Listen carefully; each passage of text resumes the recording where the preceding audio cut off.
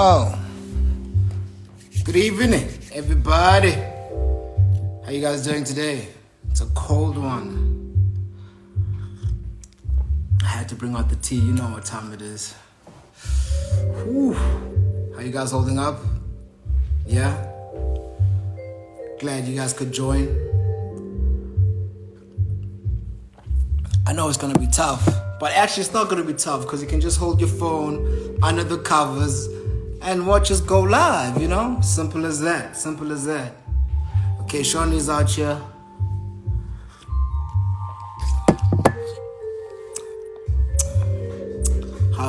Shawnee, hey. Waiting for her request. So there we go.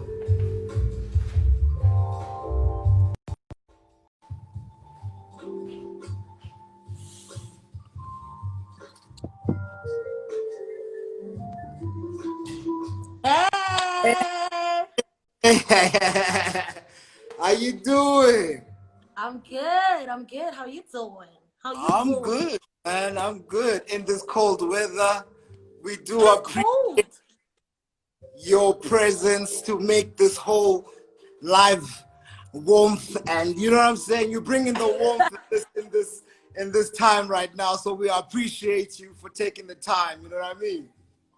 Thank you so much for having me. I'm so happy to get to talk to you today. Right. Long time. How's it been? How's the lockdown been keeping you, man? Yo, it's such a weird time to be alive, but I mean, I guess we're going day by day. We're trying to see how we can, cope. How have you been? Yeah. With everything that's happening right now, you know, it's just crazy times, you know. So I guess it's important to keep your sanity, you know what I'm saying, to be at peace with everything, you know what I mean? 100%. Let's get right back. Let's get right into it, you know. A versatile actress that you are. Let's start back in Cape Town, you know, theater and performance. You get a degree. How was school for you and the experience at school? It was actually the most hectic 4 years of my life. You have to give your whole self to drama school. There's no other way, if you know what I mean. Especially at the drama school I went to, we have a whole different campus, you know. So it feels like you're in an isolated world. And in there you find your squad and you learn your craft, and you hardly see anyone else from all the other courses, because it's like your whole life is living, eating, breathing drama, plays, the works. I miss it. Really. Yeah. How instrumental is that, like going to varsity versus someone who hasn't gone to school for this? Like, does it help in any way along the way? I think that it's a privilege, obviously, to be able to study what you love. So I won't say that it's like mandatory, but I do think that it teaches you a lot of discipline, and it teaches you to go under the layers of the craft of acting, and like maybe try find a different way to say act angry or to act sad and stuff, and maybe not go the obvious route. It just teaches you that there's more than one way to do a certain thing. So I do think that in that way it's important. But I do think it's also stuff you can learn if you don't have the opportunity to go to drama school. So I don't think it's the end of the world if you don't go. But if you do have an opportunity to go and you have the funds, or you can get a scholarship, I would say please go, because it really shapes you in a beautiful way. Okay. I think sometimes between, it's like the confidence between people who went to theater and versus, you know, someone who didn't. Like there's more confidence on that side, because you know what to do, you know what I'm saying, when you're in that situation, versus someone who's learning on the road as they go, you know. True. And there's also natural talent as well. So there's also that thing that equips you. But I won't lie, having studied it, it obviously gave me like it made me feel like, yeah, I can definitely nail this audition, and I've got the tools in me to do it. So I would say that as well. Yeah. You lose that confidence. That confidence out of you is just, you know, you don't even have to be in touch with you humanly. Like, I can feel your confidence within my screen every time, you know, I look. You know what I'm saying? You had the confidence to move from Cape Town and come to the jungle. And how has that been, the journey from Cape Town to Joburg? Well, I will still say that's the best decision that I've ever made in my whole entire life. It is the best decision. It was one of those where I packed my bags. I told my parents I had no place to live. I packed my bags and I said, hi parents, I'm going to move in with my sister. She had no idea I was coming to move in with her. I said, I'm moving in with my sister and I'm going to go and chase my dreams no matter what. And my mom and dad, they were just like, you know what? Just go do you. You've been crying about this thing. Fine, go, we'll see. Called my sister. I said, hey Val, I'm coming to move in with you. And she was like, what do you mean? I said, I need a place to stay. I'm coming to chase my dreams. And I knocked down at the airport. I remember I was at Lanseria. They were serving us free coffee, and I was like, I'm gonna make this city work for me. And since that day, we auditioned for 6 months, I think, until I got my first role on Ring of Lies as Lutendo. And yeah. Before we get to Ring of Lies, you know what I mean? Let's track back again, 2015 or so. You did the first theater. How was that for you? Actually, also on top of that, was the plan to go to television or to stick to theater? The plan was to do everything, right? The plan was to do everything. But I found that when I was in Cape Town, it was easier to be in the theater scene. I don't know if it's because everything is closer in Cape Town or, you know, but in Joburg, the theaters to me feel very far. I mean, you know, so I don't know if that's different. But in Cape Town, the theater scene is more easier accessible than I think that it is in Joburg. I miss theater with all my heart. I feel like there's an adrenaline rush that you only get from a near-death experience or being on theater. Or being in theater, about it, like it's just, I know exactly what you mean. I know exactly what you mean. You can't mess up, and if you do mess up, you have to pick yourself up like this because it's a live audience. And I miss it a lot, but I wish I was doing more theater now, and I pray that I get the opportunity to be able to do theater in Joburg as well, because I haven't done that yet. Okay, so right now we're gonna push out that energy. Shoni is gonna get that theater role. I'm putting it out there right now. Thank you so much. Done deal, you know? I appreciate that. From your 6-month run of doing all those auditions, you get your first role. How was the feeling? It was crazy. I remember screaming when I got the phone call. My agent said, hey, Shonisani, remember when you auditioned for Ring of Lies? I was like, yes, because I thought I got the role I auditioned for, which I didn't.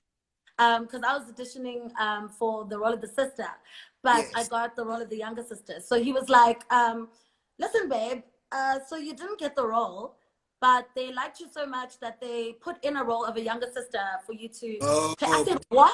I said, what do you mean? And then I was screaming. And then the first day of set was crazy because now I'm acting with the actors that I've seen my whole life, like on Muvhango, on the screens. Here I am, and they're also my family. So that would be my dad, that would be my mom, that would be my sister. I was like, that type of stuff is crazy. Yeah, what a time. Yeah, I think thinking back right now, it's quite a right. Yeah, right. It's crazy. It's crazy. And then after that, you get a feature on an American series, a TV series. How was that experience? I'm sure as well, from your first role and then moving into now things are rolling. I'm sure now you're calling your parents back home like, I told y'all, things are moving.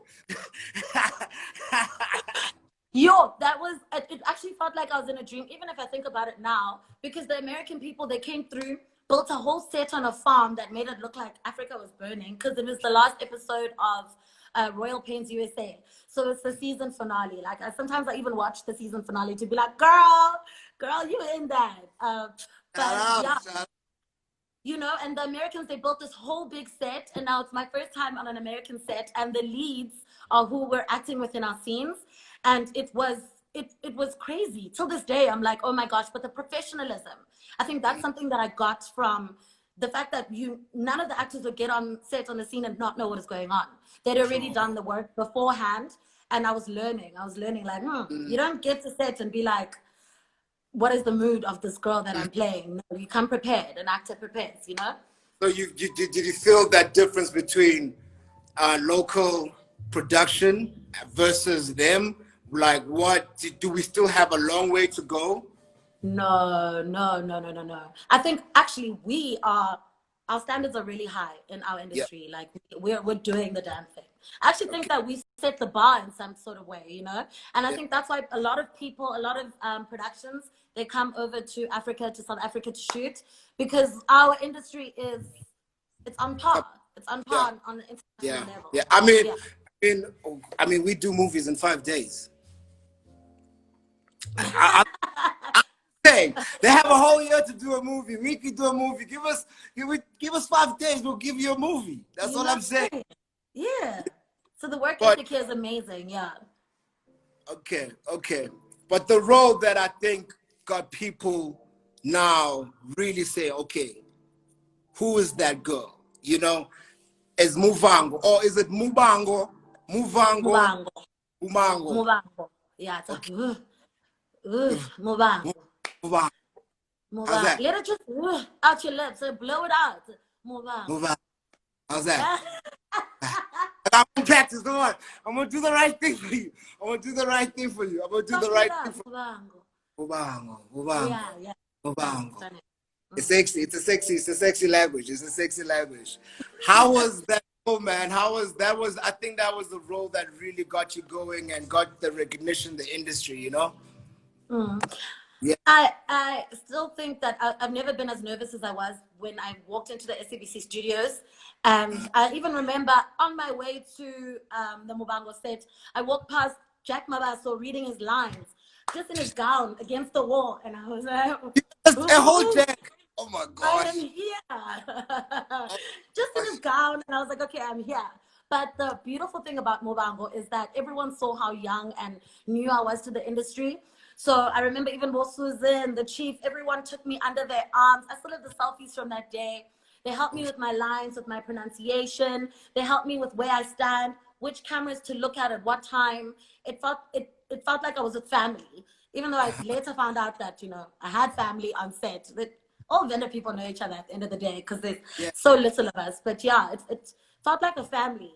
That was so nice, that warmth. Yeah.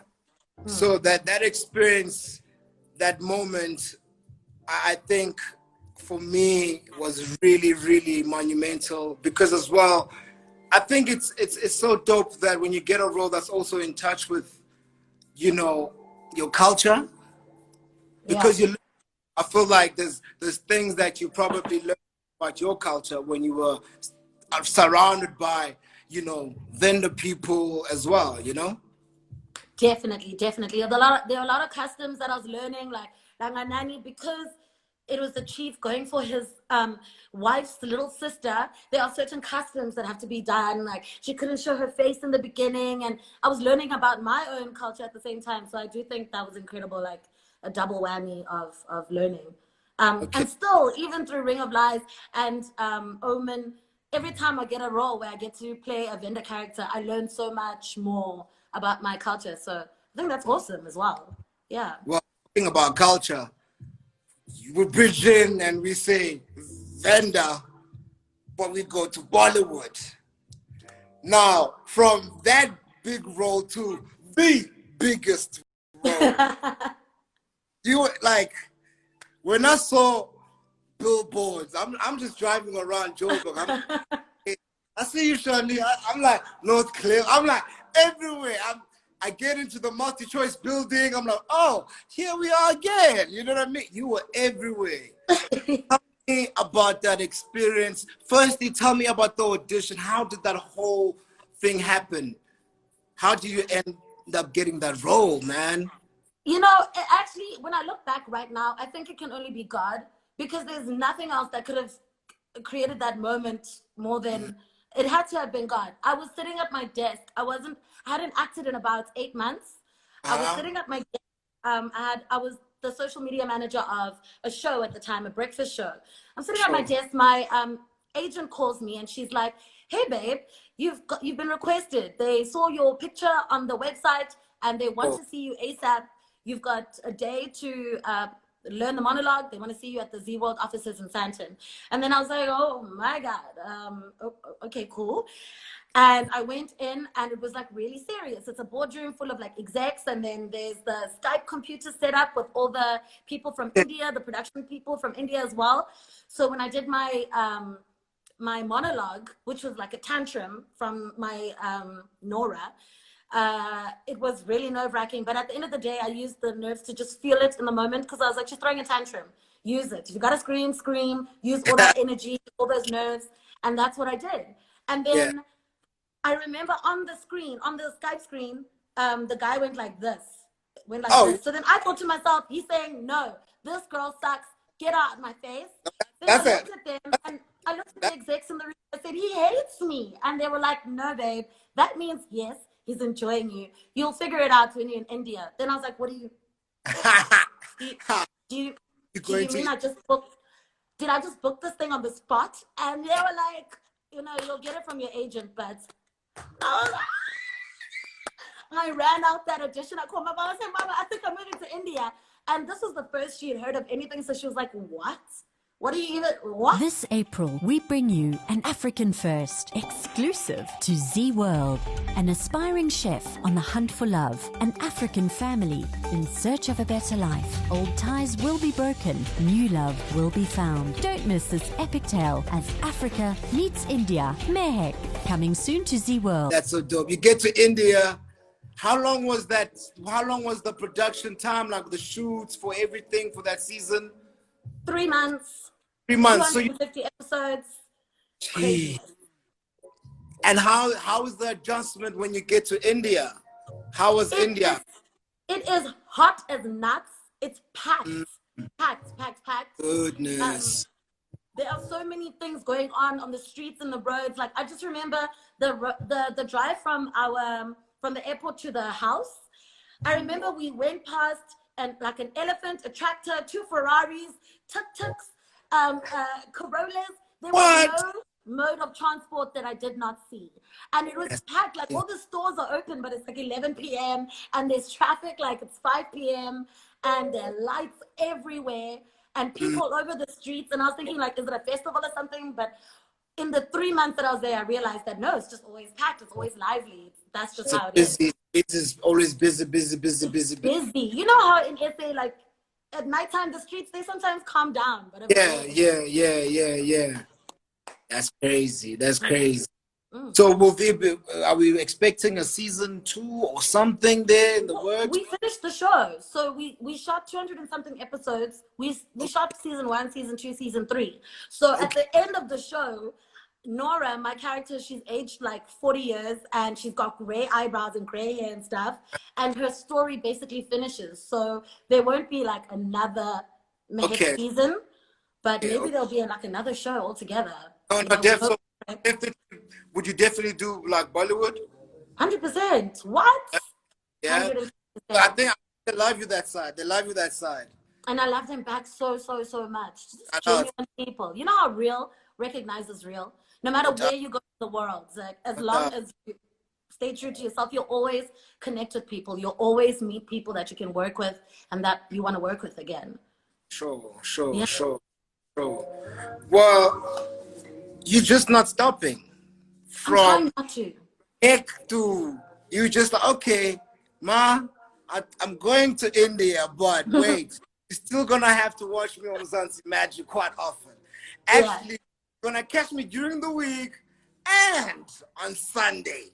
You know what I mean? It's Tembi, so and what's the other one? Omen, right? Yeah. How? Let's start with this Tembi. So, I've seen a few episodes of you. I know that my nanny really loves this Tembi. So sometimes I'll be like, oh, okay, I see you, Shoni, you know what I mean? And like, hey, that character is a stout girl that one day. Hey. But how is that? How is Tembi so for you, man? Kunonga kubete. Asimuna ulani.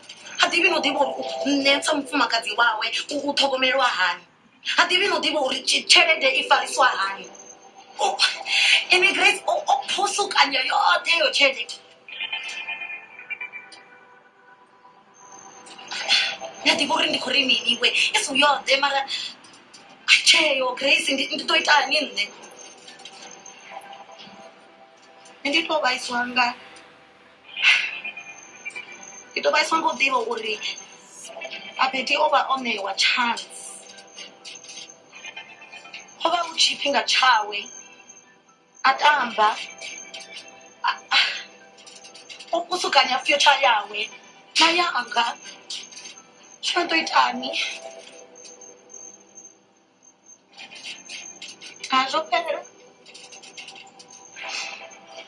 azopera bukati yami. I think it was a dream come true. Kenzani is the character, right? Yeah, and see, it was a dream come true.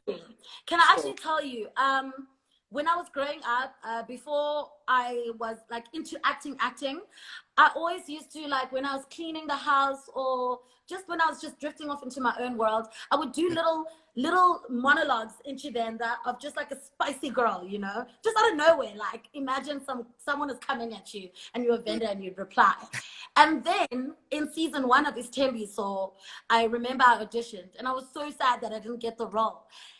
Little did I know that God said it's a dream delayed and not a dream denied. Because 3 years later, I get a call saying, Shoni, they've been looking around the whole country for a Tsonga girl to come in and play Kenzani. But now they've opened it up to vendor girls as well. Why haven't you gone to auditions? I was like, first of all, I had no idea any of this was going on.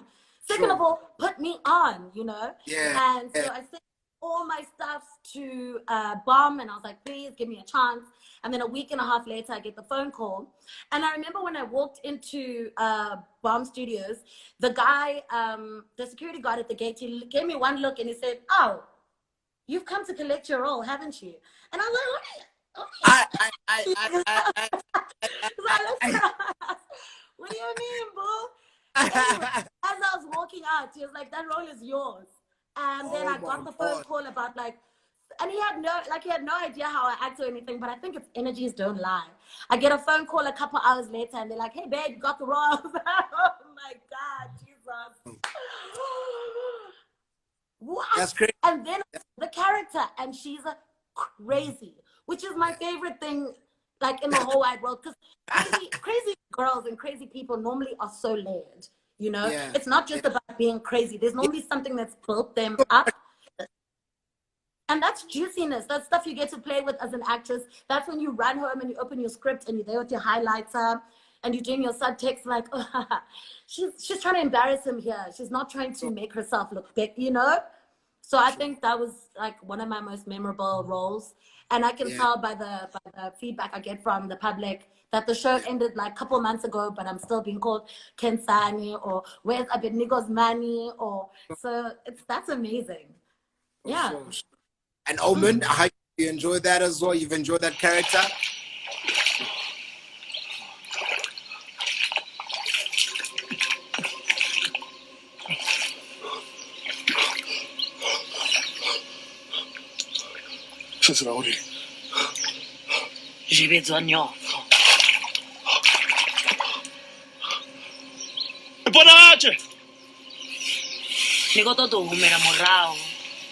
Kashango la bachira. Denne anena kontot.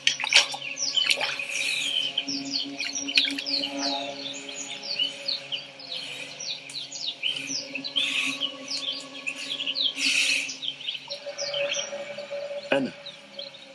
Dijon. Ndarchete. Ningani dichingani tendela. Umera murao. Yani diva. Umakuluku kubano. Bombo pahanefa. Gaurindo abandi kototuchira ngausafiri. Utsadi bakampichika wena. Nada. Nina chivindi. Mthanga. Kina nakopela. Ndengani. Ndichingatanganedza kumbelo yonobva kamutu ane akofa.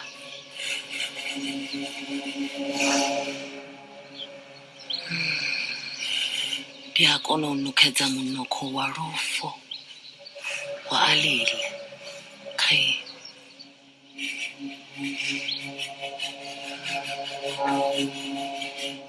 Sewe ka nomele nnete. Upya.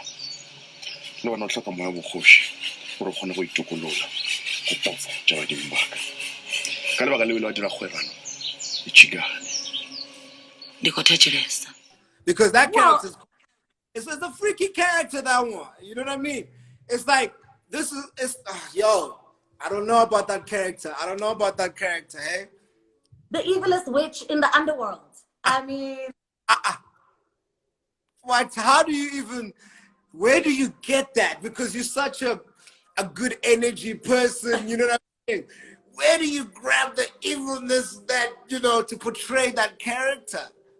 I won't lie, I had to strip away a lot of what is Shonisani to get there. Because normally I'm always like, okay, what of Shonisani can I add to the role to make it more authentic? But here I had to strip away. So I made my voice deeper. They put eye contacts in my eyes. I had this white hair. I was wearing a see-through dress. Sure. All the time. You saw that thing was see-through, right? I was like, fashion is but yeah, I don't know. I maybe it was the pressure of acting with so many great actors around me, but it made me find a deep bubbling under type of acting that I never even knew I had. So I really appreciate that, and I can't wait to get more roles that make me go so below the surface like that I don't even recognize me. Because when I look at Anna, I'm like, even I get scared. I'm like, girl. Yeah. Well, I mean, you're speaking about right now having to, shift your voice. I know that's from a sound engineer, designer spec, is that I deal with the voiceover artists a lot, and that's one of the things that you also do, How it's been for you? Voiceovers actually came really easy to me because I'm very loud. So every class I was in or whatever, you would hear my voice. And Sure. How I got into it was the head of SABC radio was teaching us radio at drama school. And one day he emails me and he's like, hi, we do radio stories every December for about 4 weeks, and I want you to be one of the characters. And then he hired me basically from when I was in drama school to the end till I moved away from Cape Town. And then from there, you meet sound engineers and it'll be like, hi, we've got an ad agency that's looking for a voiceover artist. And then I was a voiceover artist for Identity for like 3 or 4 years. So I was the one that was saying, open your accounts today and get 500 and free fashion vouchers, You're getting that money, huh? I was back in the days. Yeah. I actually need to get back into voiceovers because I actually do miss that. And acting with your voice is also a whole nother section of acting that it's so beautiful. Like you can't do anything else. It's all inflections and tone and I think just people think you can just get in the booth and just talk. It's a technique. You know what I mean? It's a whole technique. There's a breathing to it. There's so much that gets your S's, your T's. Feel me? Yeah. Well, I see you, and I think from 5 years back to where you are now, I think you can look back and say, you know what, you've done well, girl. You know what I mean? You've really done well, and I think as well, within the spirits of the youth, you do inspire the youth. You do inspire people out there to go get theirs. But what is it for Shoni? What's the end goal? What does Shoni want from all of this? I feel like I'm building a legacy. I never think that anything that I'm doing is isolated or just left to just like me. It's not about me. It's always about us collectively, what we can do. So the whole Bollywood thing, I'm always like, cool. Now we're going to Bollywood. It's all of us. It's not Shonisani going there. It's all of us going there. The door's open. Let's enter. With the Shonisani braid thing as well. Like I always thought to myself. Oh, wait. Sorry. I missed the shot. Wait, let's talk about the Shoni braids. The Shoni braids. We're gonna come back to the Shoni braids real quick. Sorry, continue. I like what you're doing. You're doing. Let's go. With the Shonisani braid thing as well, I thought to myself, after I'm done with this earth and like my legacy, what do I leave for my kids? First of all, I think about that all the time, especially because as Black people, not a lot of us are privy to generational wealth. I want that for my children. I want to somehow create that, you know? Yeah. And so when the opportunity presented itself for me to create a legacy, I was like, perfect. Because now Shonisani Braid, and then I'm going to have a Shonisani production company. Then we're going to release content. We're going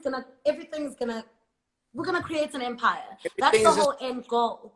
An all-encompassing empire where we just can collaborate with a lot of people that are just like us, a lot of people that are different to us, and just put our stories on blast. I really want to act. I really want to direct. I'm already writing. And I want it to be on a global stage as well. I don't think we should just be focused on doing the stories here and acting here. I think we should push it the way, say, Blood and Water. Did you see how thirsty the world is for our stories? Did you see how we were trending at #1? No doubt. US, Sierra Leone, you know? So there's a want. So let's create, let's build. I'm so inspired by that production as well. So yeah. Okay, well, I can't wait to walk into Shoni production one day. I need to buy Shoni braids for my daughter. You know what I'm saying? I see you thing with the Shoni braids too, getting that hair money. I see going to India inspired you. You're like, I'm gonna come. I'm gonna make sure I make my own hair too right now, you know. And is business booming? Is business booming on that front? I'm not gonna lie to you. Because we launched before lockdown, and then lockdown happened, it really stifled. It really got me down because we couldn't sell at all straight after we've launched. So it felt like, oh my God. But as soon as they lifted up the ban so that we can start selling again, I sent out a tweet just to be like, hi guys, just to let you know, like I have a braid line or whatever. And ever since that, business has been doing so well. I mean, I never expected it. And a lot of people, what I've noticed, a lot of people, they just need to have the hair once. They just need to touch the hair once, and then they're sold. Because I'm not actually selling a terrible product. This product's amazing. So once you use the hair once, you're hooked. And I think that's really important. I can't wait for more people to be hooked, to use it once, and then pass it on to all their friends. And then the whole world has got the Shonisani braid on their head. Urban Lifestyle viewers, Shoni, please go get the braids. The Shoni braids, go get them right now. Where can they get them? Please let them know where they can get that, please. Right, so you can go onto www.afrostore.co.za and you can order them. They'll be at your house in 2 to 3 working days, and then you can get your braid on. Or there's a lot of wholesalers that have them, but because they're so spread out around the country, you can just go to @Shonisani Braid on Instagram, and then in our highlights it says stores, and then you press on stores, and then you can find the one closest to you. Or you can find our colors and the range, or just anything you're looking for. No doubt. Well, thank you very much. Again, we really thank you for taking the time in this cold weather, because right now you should be under the covers and not be out here. You know what I mean? Really, really do appreciate this one. Thank you. But from us, as I said, we can't wait until we walk into that Shoni production. We can't wait for you to bless us with more roles on our TV screens. So yeah, man, I all the best to you as the brand, as the person, more life. Thank you so much, Aluve. Thank you so much for having me for this beautiful chat. You're so easy to talk to. Thank you so much. And thank you for your well wishes. I wish you well as well. Loving urban lifestyle and what you're doing for the culture, for the youth on Youth Day. And to everyone who watched, hi guys. Thank you so much for tuning in, for always supporting your girl. And yeah, let's do the most. And stay safe. Stay home. Yeah. Wash your hands. Wear your mask. Definitely. No, we're good. We're good. We're good. Thank you, lady. Mwah. Peace out. Bye. Well, that was it from the versatile actress, Shoni. What a pleasure. Really, really dope. Thank you very much. Keep warm. Stay safe, as we said. All right? Remember, dreams are only dreams until you wake up and make them real. Peace.